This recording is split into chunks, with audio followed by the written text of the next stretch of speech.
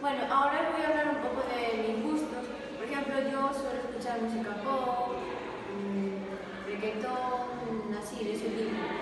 Yo en mi tiempo libre, y bueno, casi todos los alumnos de este instituto, pues, por ejemplo, solemos jugar al baloncesto, fútbol y muchas más actividades. Yo me llamo Manuela, tengo 14 años